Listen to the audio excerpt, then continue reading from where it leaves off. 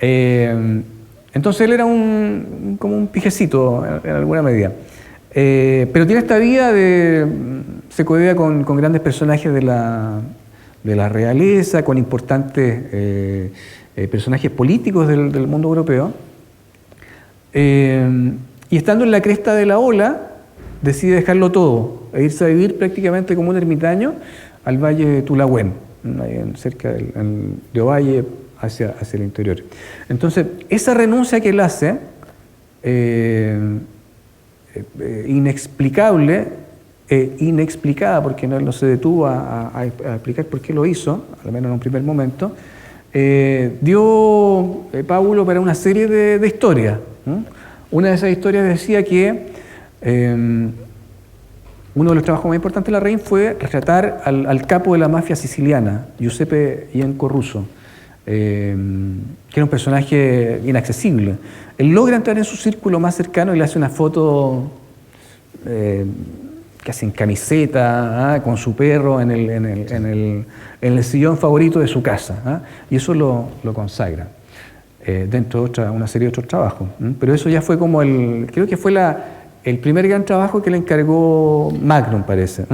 Y el mito que se creó a propósito de su renuncia a la fotografía y a este mundo donde él era un pequeño rey, es que Giuseppe Ienco Russo habría ordenado matarlo por haber publicado esta foto sin su autorización. Cosa que con el tiempo se comprobó que era mentira, pero quedó instalado ese mito respecto del personaje de Larraín. Hay un cuento de Julio Cortázar que se llama Las babas del diablo. Las babas del diablo, que cuenta la historia de un fotógrafo chileno. El mito dice, y de hecho Armando Uribe lo contó, que Cortázar escribió esa historia pensando en Sergio Larraín, que Sergio Larraín es el protagonista de esa anécdota que cuenta en esa historia Cortázar. Cuento que luego fue llevado al cine por Antonio Oni en la película que se llamó Blow Up. Claro. Entonces, yo no sé si es cierta esa historia, hay gente que atestigua que es verdad que el cuento de Cortázar está inspirado en Sergio Larraín, pero poco me importa, me importa el mito, la construcción mítica de este personaje. Y bueno, luego toda su vida como donde rompe con el mundo, rompe con su familia y vive, como te decía, quizás prácticamente como un ermitaño puede ser exagerado, pero sí vive desconectado del mundo, dejó de tomar fotografías, se dedicó al dibujo, a la acuarela.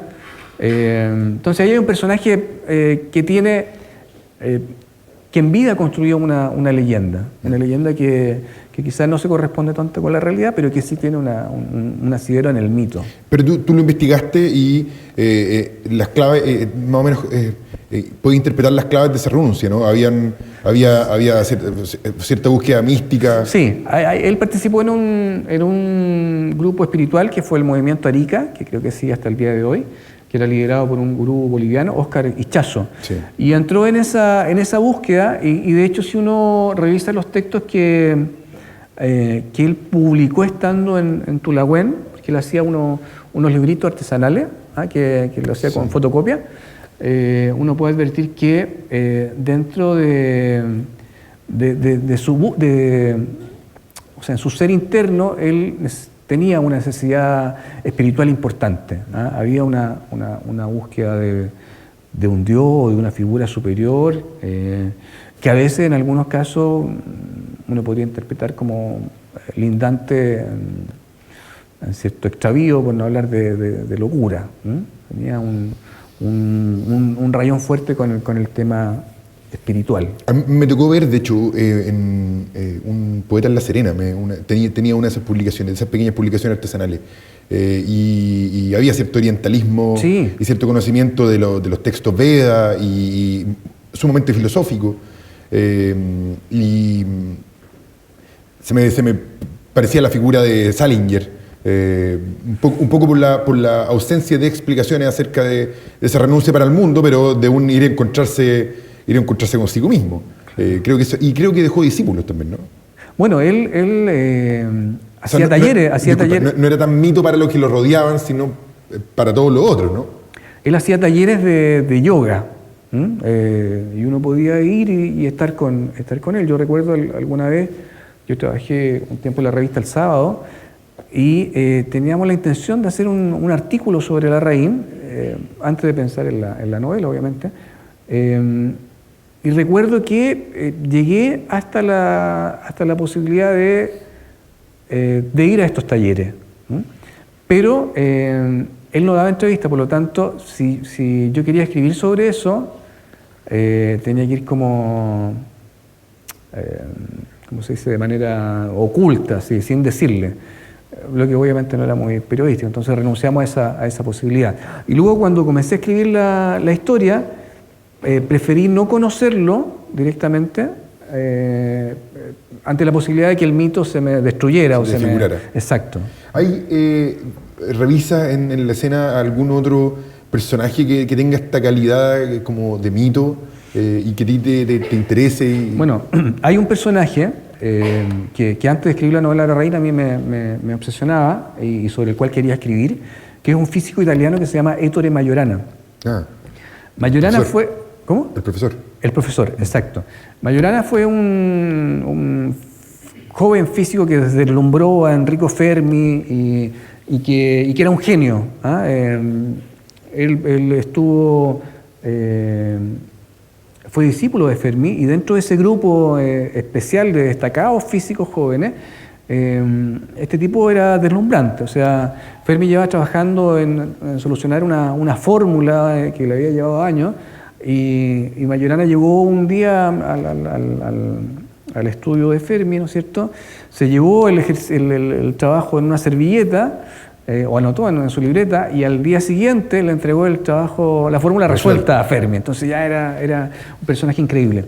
Pero él, paradojalmente, el año 36, en una situación similar a la de Larraín, estando con una carrera muy auspiciosa, decide desaparecer del mundo, ¿no?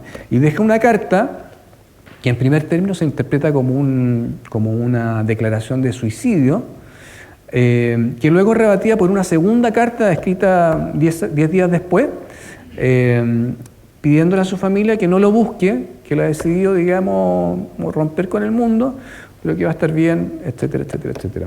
El asunto es que la familia lo busca, y lo busca de la mano de la policía romana, si mal no recuerdo. Y no logran dar con él. Se extiende por 6 meses la búsqueda sin éxito, pero la familia siempre creyó que él seguía vivo. Esto fue el 36. En 1950, un físico chileno que se llama Carlos Rivera Cruchaga dice haber estado en Buenos Aires con un personaje de apellido Majorana que era físico. Y luego unas hermanas, las hermanas Mazzoni, si mal no recuerdo, también comentan que ellas solían tomar el té con un personaje que era seco para matemáticas, o sea que era infalible, y que era de apellido Majorana. El tema es que cuando van sobre la pista del testimonio de estas hermanas Mazzoni, las 2 hermanas ya fallecen y no logran, digamos, poder cerrar el círculo que llega a Ettore Majorana. El asunto es que la existencia de...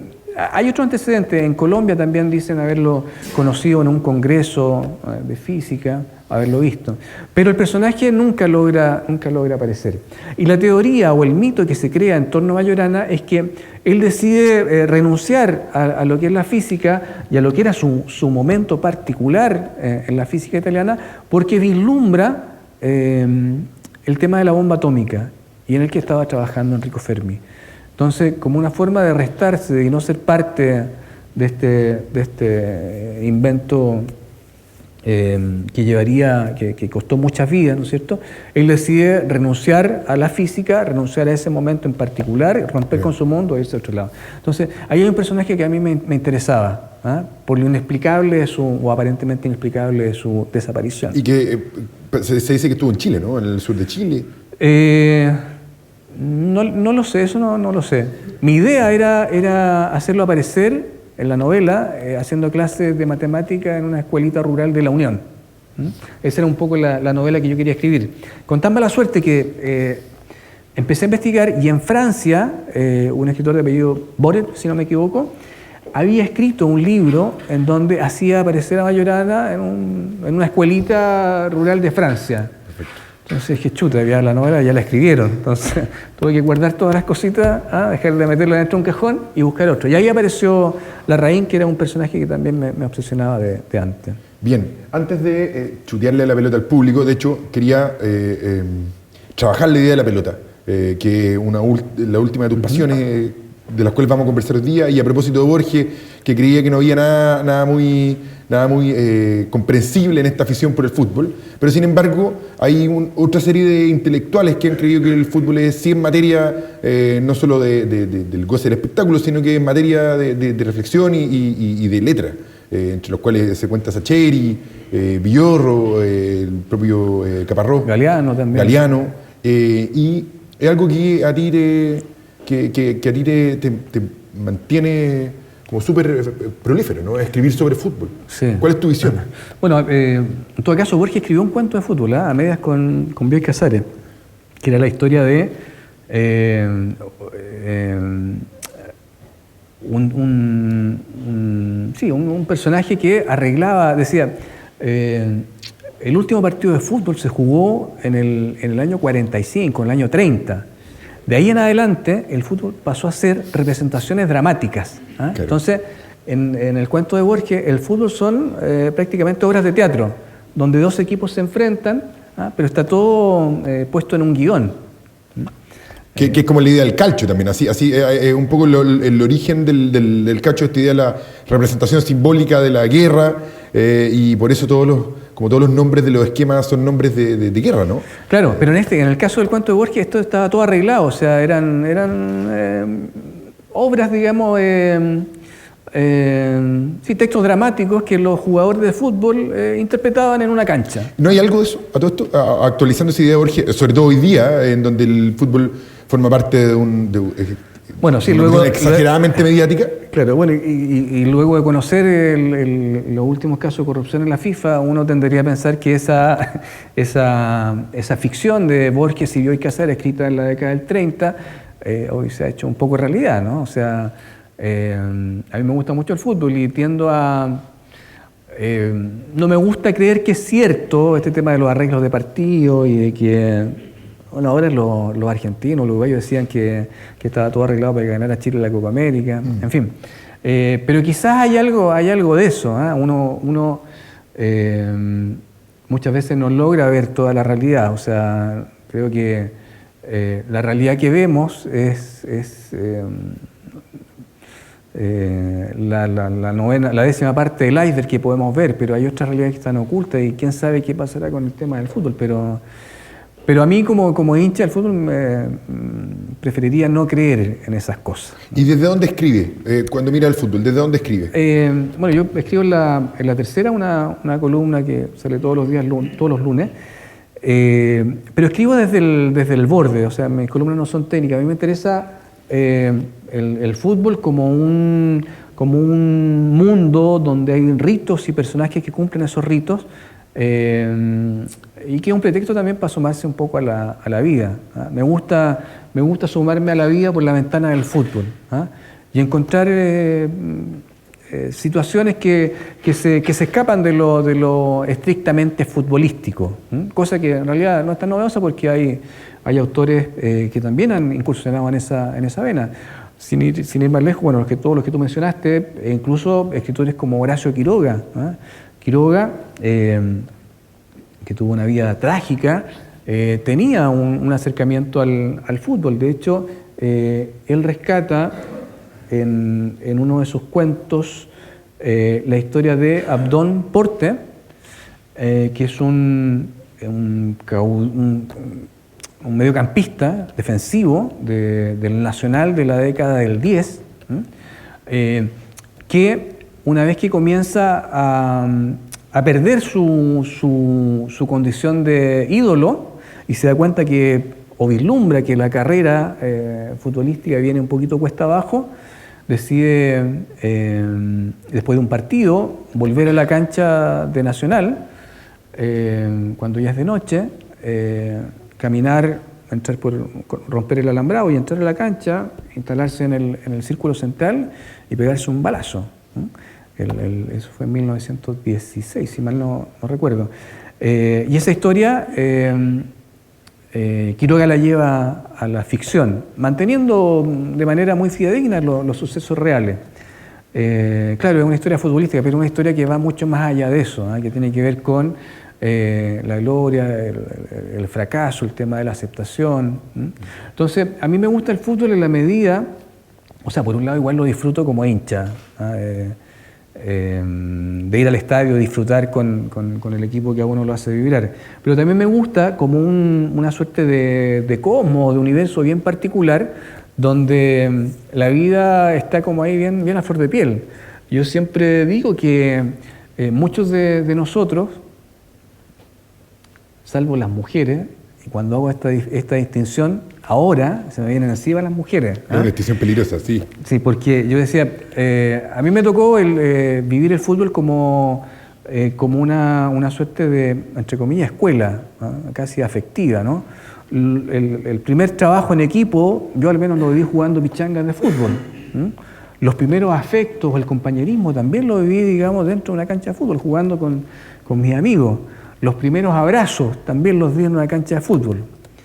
No llegué a los besos, por si acaso, pero lo que quiero decir es que para muchos el fútbol fue como un mundo donde aprendimos a vivir de alguna manera. Entonces yo recuerdo que escribí una columna en ese sentido, decía, bueno, ¿y las mujeres? ¿Cuál es el símil de las mujeres? Así como nosotros tenemos el fútbol, ¿qué tenían las mujeres? ¿Jugar a las muñecas? No sé. Cuando escribí eso, unas chicas jóvenes me escribieron mail, carta, recriminándome, porque ellas también jugaban al fútbol, y las cosas que yo escribía que uno hacía cuando era muchacho, ellas también las hacían. Entonces, y jugar a la muñeca es algo que tiene mucho de ficción. No hay nada más narrativo que jugar a la muñeca. Sí, claro. O al papá y la mamá. Claro, que tenía otras otras connotaciones, pero claro, yo al menos, digamos, aprendí muchas cosas desde el inofensivo juego del fútbol. Y antes de pasar la pelota a la gente que nos acompaña hoy día, ¿de qué equipo eres? Mira, yo soy Galeano decía que él iba por los estadios mendigando un poquito de buen fútbol. Yo no soy un apasionado de un club en particular porque estuve cerca de 13 años cubriendo fútbol. Cubría la U, me gustaba la U. Pero tenía esta idea de que el periodista tenía que ser objetivo, entonces como que reprimía mi pasión azul. Tanto así que ya dejé, ya la U me interesa bien poco. Y he vuelto a mis raíces, yo soy de Valparaíso, y tengo digamos que soy más juanderino que otra cosa. Muy sabio. Sobre todo en estos tiempos en que vuelve David Pizarro al equipo. Claro, sí, entonces, se celebra eso. Bien. Ahora sí, abrimos la conversación hacia ustedes que nos acompañan, a ver si quieren hacer una pregunta o algún comentario o establecer un diálogo con Marcelo. Diálogo sin micrófono, creo, ¿no? Así, a la viva voz.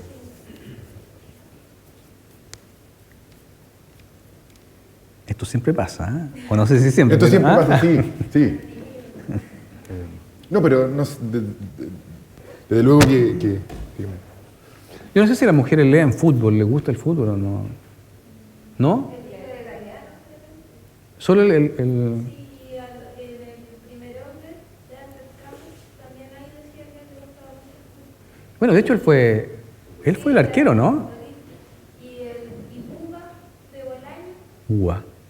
Sí, que está en la puta asesina, ¿no? Sí. El jugador del Barcelona. Pero es brasileño, ¿no? Que hace unas macumbas. Medio africano, sí. y hay unas historias como con transfusiones de sangre, medio extrañas, ¿no? Sí. Bueno, ahí hay o sea, claro, el fútbol no es propiedad o sea, cada vez más el fútbol ha pasado a ser propiedad de distintos autores. Esa distancia que establecían antes los intelectuales, y no quiero decir con esto que todos los escritores seamos intelectuales, pero esa distancia que había ya no es tal. O sea, hoy día como que se ha se ha echado por tierra este prejuicio que había con el fútbol. De hecho, hay futbolistas que han terminado convertidos en escritores. El caso de Jorge Valdano, que era jugador de la selección argentina y entrenador del... Estuvo en el Real Madrid, ¿no? Bueno, sí. Sí, por el entrenador Zamorano. Sí, claro. Claro, sí, pues era el quinto suplente. Sí. Se han convertido, han escrito ficción, han escrito un libro de cuentos, Jorge Valdano. Tiene el don de la palabra. Absolutamente, cosa que es muy propia de los argentinos. En este sentido me voy a permitir una recomendación para... Sí, ¿a Sacheri lo has leído, no? Eduardo Sacheri. Ya, Sacheri es el guionista de El secreto de tus ojos. Ya.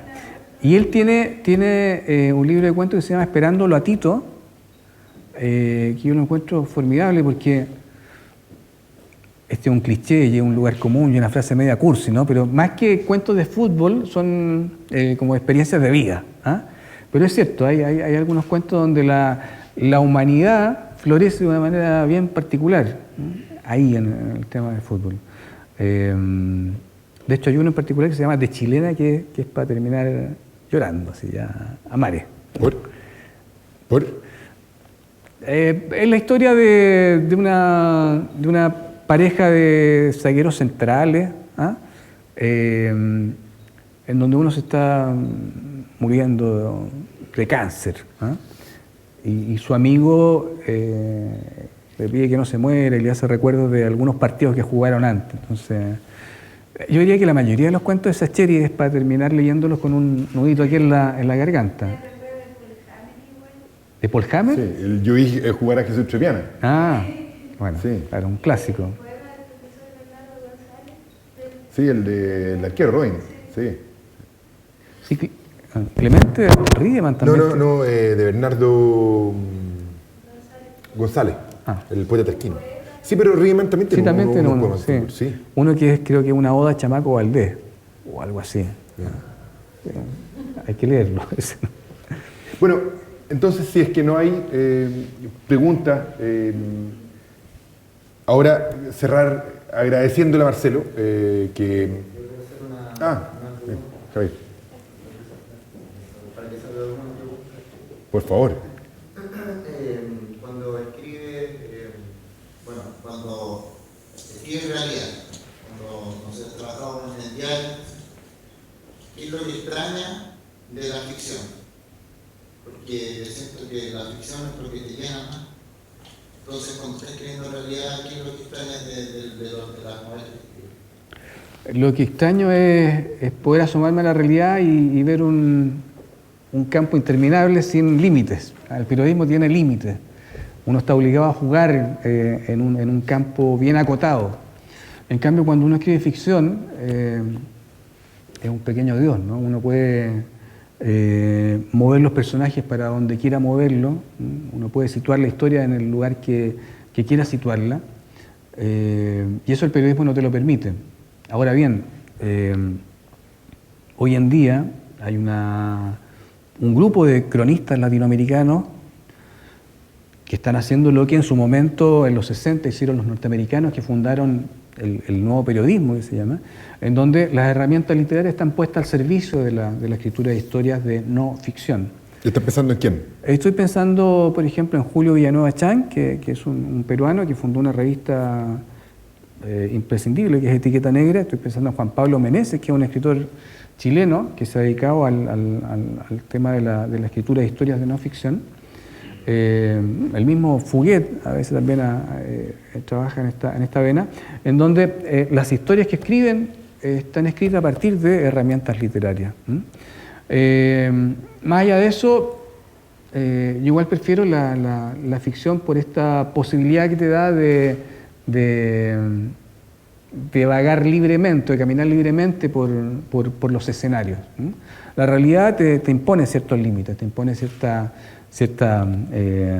fronteras que uno no debiera atravesar.